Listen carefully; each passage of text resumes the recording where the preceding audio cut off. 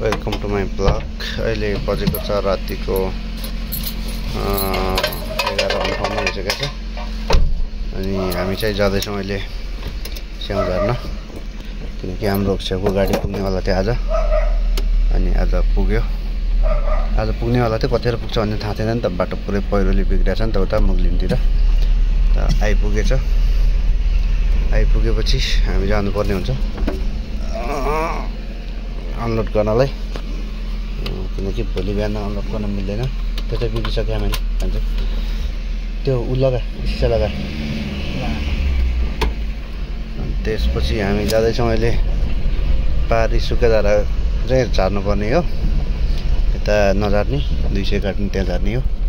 अनि गएर आउनुपर्छ त्यहाँनिर, जहाँनिर मैले भ्लग स्टार्ट गरेँ त्यहाँ चाहिँ मेरो गोदाम थियो। अनि त्यसपछि म जाँदैछु अब। बेल्ट लगा, बेल्ट।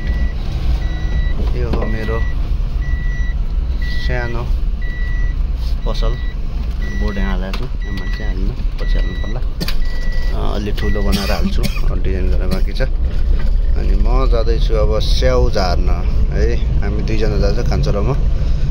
माइलो र अभिजित घरमा चार्ज नभएकोले दुईजना घर पुग्ने। स्याउ झार्ने बाटो त बनाउँछ बाटो टक्क अब हुन्छ। स्याउ झारिन्छ, 200 काट्नु मात्रै झार्नु पर्ने। 200 काट्नु टक्क झारेर आएर सुत्ने हो। ल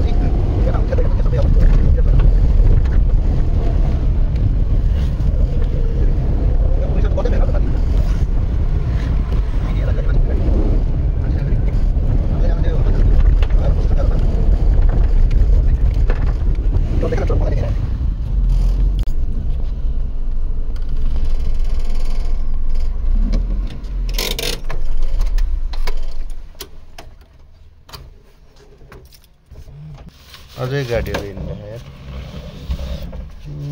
टक्क अब राति फेरि नयाँ नयाँ खोलेर फेरि लगा नयाँ गाडी फेरि एट। अब अनलोड गर्दा गर्दै थाहा भएन भने त्यसो नि हो। ट्रक आइसकेको छ, स्याउ चाहिँ गाडिन्छ यहाँ। अब लक गरिसकेको छु, लक गरौँ। ल दाइहरू रेडी भएर बसिसक्नु भयो यता अनलोड गर्नलाई। स्याउ आइसकेको छ। यहाँ पछाडि नमिलेर टपमा चाहिँ टपबाट झार्नु पर्यो। सब स्याउ हो, उतासम्मै स्याउ छ।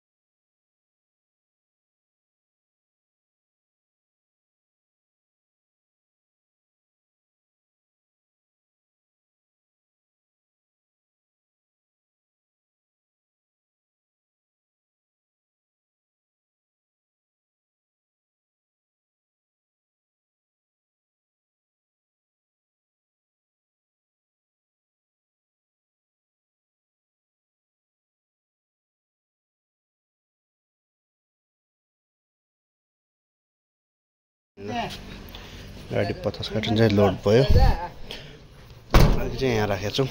यसलाई चाहिँ यो स्याउ यहाँ चाहिँ यो प्याकिङ भइरहेछ। अनि टक्क यो यहाँ छ स्याउ चाहिँ यहाँ राखेको छ। त्यसले बनाएन 9 भ्या यी गुल्ने कति भ्या कतै पक्कै जुम्ला सिन्जाको स्याउ है यो चाहिँ। ल